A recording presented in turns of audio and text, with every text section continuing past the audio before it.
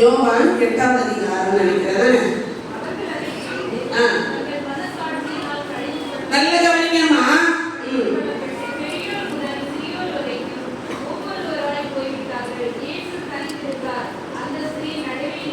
ஆமென். போதம்மா. மனசாட்சியினால் குத்தப்பட்டா நம்ம அடுத்தவருக்கு சொல்லணும். மனசாட்சி உங்களுக்கு இருந்தா தேவன் பார்க்கிறார். கர்த்தர் உங்க இருதயங்களை ஆராய்ந்து அறிகிறவர். யாருக்கு வாய்ப்பு கிடைக்கலன்னா நீ தப்பு செய்யல. வாய்ப்பு இருந்தா நீங்களும் செய்வீங்க. வேதம் சொல்லுகிறது அவரை ஓயாமல் அவரை கேட்டுக்கொண்டிருந்தபடினா அவரை நிமிர்ந்து பார்த்து அவர் என்ன சொல்றார்? உங்களில் பாவம் இல்லாதவன் இவன் மேல் முதலாவது. ஏன்னா பாவங்களை நேசிக்கதான் கிறிஸ்து உலகத்துக்கு வந்தார். உங்களை மாதிரி நீதிமன்றங்களை நேசிக்கலாம் வரல. உண்மைதானம்மா? நான் உண்மையில சொல்றேன். அதுவும் இல்லையா? மத்தேயு சுவிசேஷம் 1ஆம் அதிகாரம் 21ஆம் வசனம். அவர் தமது ஜனங்களின் பாவங்களை எழுதிருக்கா? தமது ஜனங்களை ரட்சிக்கும்படி எழுதிருக்கா? பாவங்களை எழுதிருக்கா? வாசிங்க மத்தேயு 1:21. பாவங்களை நீக்க வந்தாரு. பவுல் எழுதுற வசனத்துல பாவங்களை ரட்சிக்க கிறிஸ்து இயேசு இந்த உலகத்துல வந்தார்.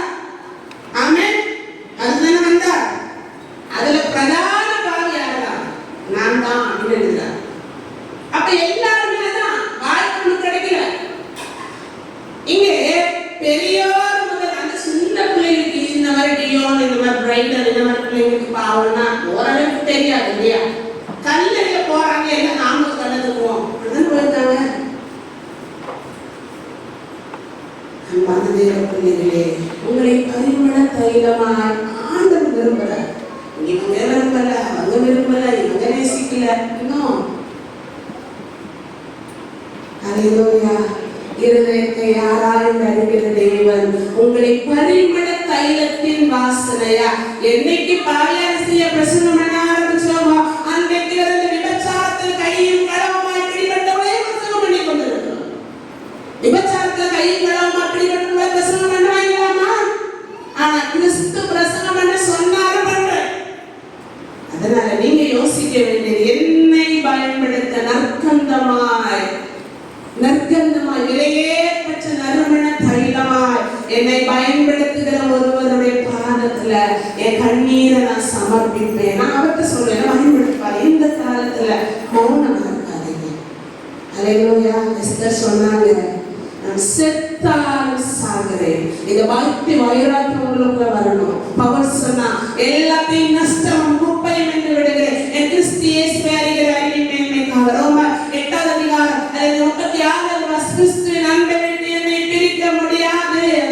வாசிக்க முடிச்சிருக்கோம். கிறிஸ்துவின் அன்பை விட்டு பிரிப்பவன் யார்? உபத்திரவமோ, வியாகுலமோ, துன்பமோ, பசியோ, நிர்வாணமோ, நாசமோசமோ, பட்டயமோ, எல்லாவற்றிலேயும் நான் நம்மை அன்பு போதமா எல்லாம் இருக்குது. உலகத்துல இருந்தா எல்லாமே இருக்கும். பத்திரமா, வியாகுலம், பசி, பட்டினி, நிர்வாணம், நாசமோசம், பகதனால பிரச்சனை, கூட பிறப்புனால பிரச்சனை, பெற்ற தாய் தந்தையனால பிரச்சனை. ஆனா இவை எல்லாவற்றிலும் மேலா கிறிஸ்து உன்னை நேசிக்கிறார். பாஸ் சொல்லும்போது சொன்னார், எல்லாரும் ஹர்ட் பண்றாங்கிறதுக்காக என்னையம்மா நீ விட்டுட்டு போறேன்னு ஆண்டவங்களை கேட்கிறேன். எல்லாரும் ஹர்ட் பண்றாங்க ஆண்டவரே, எல்லாரும் நான் ஒதுக்குறாங்கப்பா, நான் ஒண்ணு ஒதுக்குனா நீ என்னையம்மா ஹர்ட் பண்ற, நீ என்னையம்மா விட்டுட்டு போற. இங்க பாருங்க, பவுல் உயர்வானாலும் தாழ்வானாலும் எந்த சிருஷ்டியானாலும் நம்முடைய கர்த்தராகிய கிறிஸ்து இயேசுவில் உள்ள தேவனுடைய அன்பை விட்டு உங்களை பிரிக்க மாட்டார் என்று நான் நிச்சயம் இருக்கிறேன். அதுதான் என்னுடைய நிச்சயம், அதுதான் என்னுடைய முடிவு.